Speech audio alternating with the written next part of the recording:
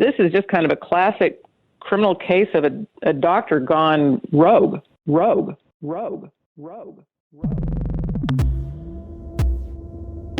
This story began a number of years ago, and it really climaxed early this year, resulting in a charge against a man named Dr. William Husel. He was indicted and charged with 25 counts of murder. And he is also separately in civil proceedings been charged with 28 cases of wrongful death. The facts are still all being, worked out. But as far as we can tell, he works in the critical care unit.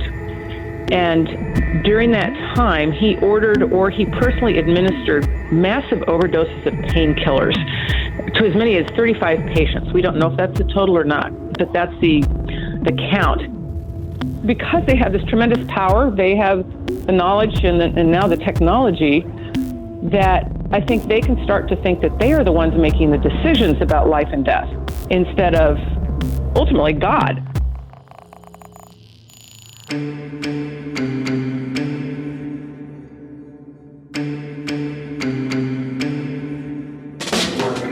You know what we're about to do? We're about to get real.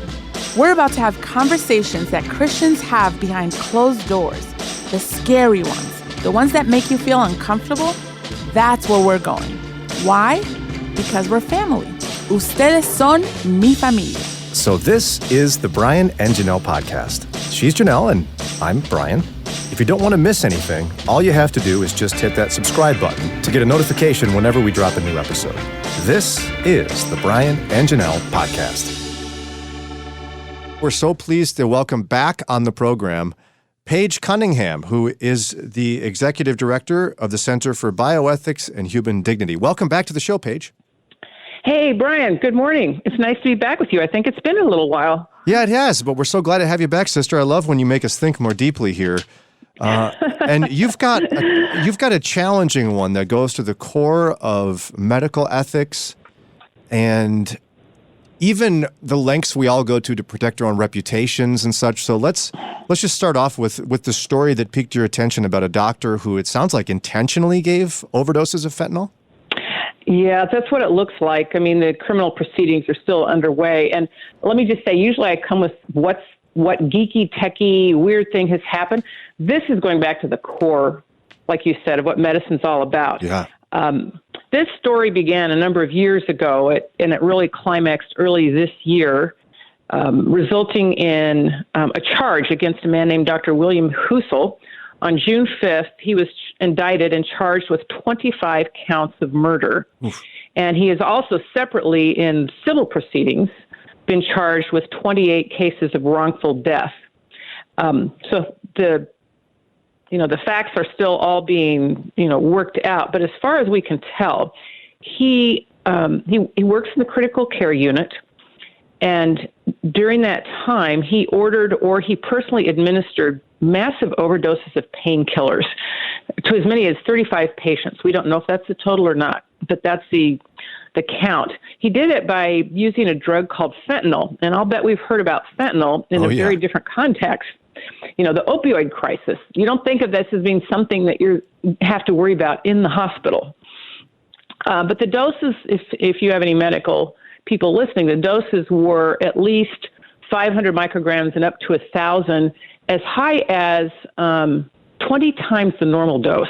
Oof. And they were administering the drug as people were being removed from a ventilator. So this is the basic context. I mean, there's a lot more going on behind the scenes that we can talk about, but this is our most modern or current angel of death, it appears. So it seems as if he was administering this intentionally to end their lives, or has he tried to claim some sort of like, ooh, they were really in pain, so I gave them a really lot of fentanyl? Well, he's not answering these questions. He probably would say this was just part of the practice, that they needed an extra dose to avoid distress, and it could be pain, but it's not holding up. One family, or some families, have claimed that along with the fentanyl, he also ordered doses of a paralytic drug that made the person appear as if they were brain dead.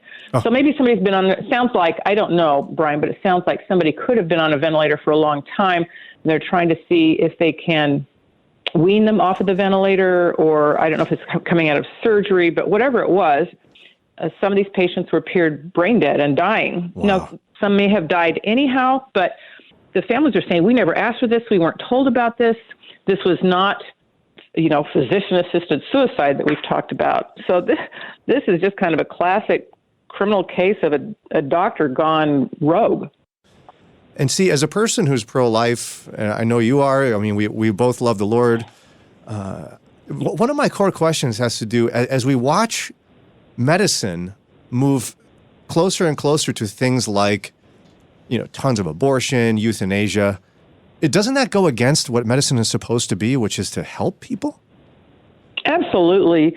And let me just say that there are wonderful doctors out there. I don't want people to be afraid of their doctors. Right. But it does point out the need for checks and balances and controls over their power, because with medicine, the whole goal of medicine, and Dr. Edmund Pellegrino, who is just one of the giants in what we would call virtue-based medicine, or the virtuous physician, said that we need to have the Christian virtues as a core aspect of our medical practice, because the goals of medicine are to help and not hurt. And the doctor has what we would understand as a covenantal relationship with his or her patient, a promise to help them, a promise to care for them, a promise to cure where it's possible, but to never stop caring. And that compassion that the doctor expresses shows that the virtue of charity or love is at work in the doctor's heart. So as Christians, we know that the practice of medicine is a high and a very holy calling, because you do have, in a sense, the power of life and death in your hands. Mm-hmm. But what we had here is this doctors, because they have this tremendous power, they have the knowledge and now the technology, they have so much power and control that I think they can start to think that they are the ones making the decisions about life and death, instead of the patient and the patient's family. And of course, ultimately, God is the one who decides when it is our time to leave this mortal life. So this just puts a real contrast between medicine as it really is intended to be, its own, they describe it as kind of an intrinsic value, an intrinsic purpose and goal of medicine, which is to help and never to harm the patient. I've heard questions like this come up in the context of hospice, for example. Unless you specifically ask in terms of autopsies, et cetera, you would never find out if the amount of painkillers was an issue or not, right? So you kind of feel like powerless in that sense. Yeah, it's like the families are understandably very, very frustrated. The thing is, the electronic medical records should have picked up these unusually high doses. They're not anywhere in the parameters of a normal dose. Dr. Husel had the ability to override they have an automated medical dispensing system, and he overrode that, but there were no backups to detect that and to report and check it. And early reports were ignored. So we have sort of the protection of the whistleblower problem versus the reputation of the hospital. Yes. And in other cases, not here, but in a number of other cases, doctors knew what was going on, and they just kept their heads down because they didn't want to get in trouble or lose their own jobs. Nurses are usually the ones that bring this to the administration's attention, but nurses have, they're kind of powerless when coming up against a doctor. So we got a lot of sort of institutional cultural problems. Yeah, I'm a huge fan of various podcasts, and one of the ones I listened to recently is called Dr. Death, and it tells this dramatic story of a neurosurgeon who was basically incompetent and or willfully terrible. No one knows for sure, but the hospitals he got tossed around to were so concerned about their reputation that they were willing to kind of just brush aside his incompetence so they wouldn't get bad press. And it sounds to me like you're saying this could be epidemic among hospital administrators. Well, it certainly is the culture. I mean, as I was reading through just an account of the legal proceedings, it appears that the hospital did not really act until Medicare and Medicaid, the Center for Medicare and Medicaid Services got involved and threatened their funding. So sometimes it just takes money to get action, which is, it's not just hospitals, but in hospitals where you have life and death situations, it seems like we should put patient lives and patient care first. Right. Rather than trying to, protect our reputation or our funding. And now the hospital, I think, I have no idea what shape they're in, but certainly this has not helped them in any way. But this is a transcendent biblical principle, though. I mean, this is something I try hard to teach my kids, the idea that you have to do what's right even when it's hard. And absolutely, and Brian. So and that's the biblical ethic, is God expects us to do right even when the world is doing wrong. And so this almost points to that transcendent truth. So how do we better hold the medical community accountable for that ideal? Well, I think in a very practical way, there needs to be a better system for whistleblowers to report what seems to be unusual or patient-harming behavior, and not have their own jobs at risk, but also that would protect good physicians, because this could be used, if there's a doctor you don't like, you could file a report to go after them. So we want to protect the good physicians. We don't want to swing too far to the other extreme. Right. And if a protection like this medication dispensing system is overridden, there should be an immediate review. Yeah. And a conversation. Why did you order more? And then you have a physician who can evaluate that. And also, we wanted to check the credentialing. There were some real questions about whether he even met the criteria to be in the particular role he was in the hospital. I don't know the answer to that, but we want to make sure that people are actually competent to do what they claim they can do. That's just a basic standard of medicine. Is the physician doesn't just need to be nice and look like a doctor or play one on TV. He actually or she actually need to be competent. Right. Yes. But at the end of the day, even if all those things are in place, we all still may face, and physicians still may face, that moment where to tell the truth would mean to lose your job. So how do we have that kind of confidence and faith? You know what? The Lord protects the innocent, and he protects those who are wrongly accused. And I think we have an obligation, because there is a higher value at stake here than our own job or reputation, and that is the lives of patients. So it's a very hard thing to say, speak up, but we know what happens when there are many, many instances of wrongdoing, and many people are afraid to speak up, and the harm increases while the innocent are killed. Yes. Right. And the bystanders, I think you kind of your own conscience and your own willingness to speak up becomes dull and numb. So you're right. We really do want to have the courage and trust the Lord to defend us against false accusations. And for the Lord to defend us when we do what's right, even when it's costly. Yeah, and this serves as the extreme example, of course, because actual physical lives are at stake in these situations. But I can even take this in my own life and say that when I fail to speak up because I'm fearful or I don't want to get in trouble or something, there's still harm that's happening. And it's happening because of my complacency. And so we can take this as an extreme example and say, but we don't want any harm to come, not just the loss of life, but we should be willing to just put our faith on the line.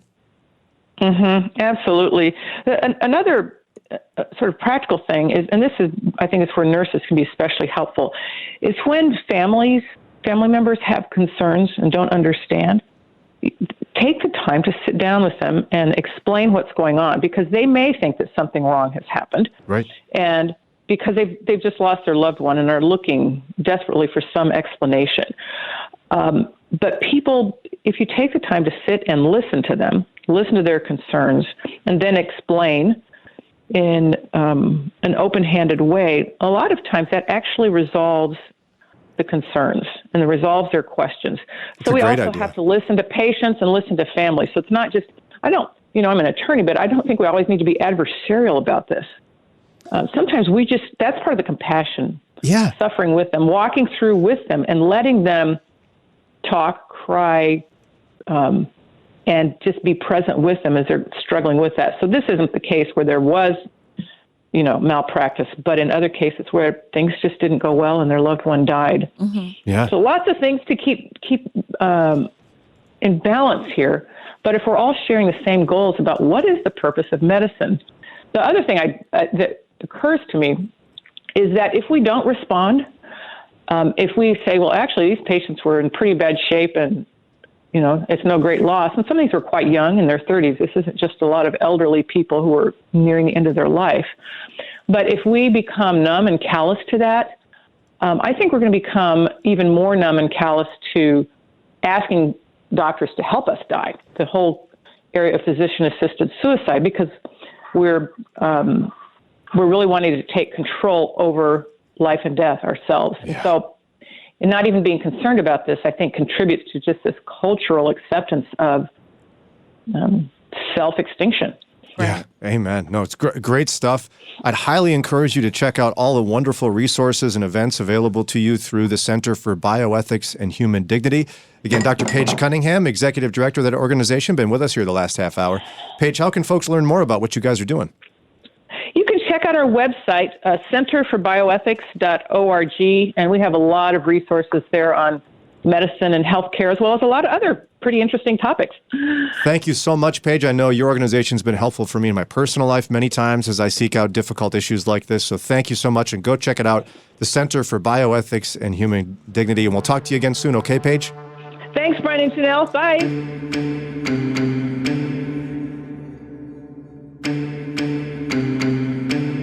Hey, hold up. Where are you going? You know you like your time with us.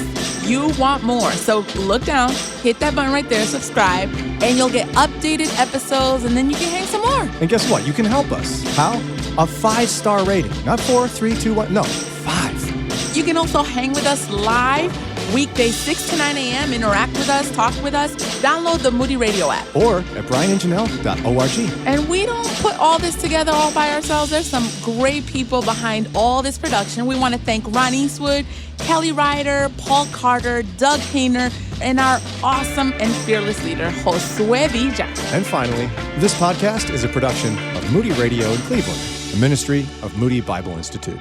Well, Brian, that's a wrap. Yep.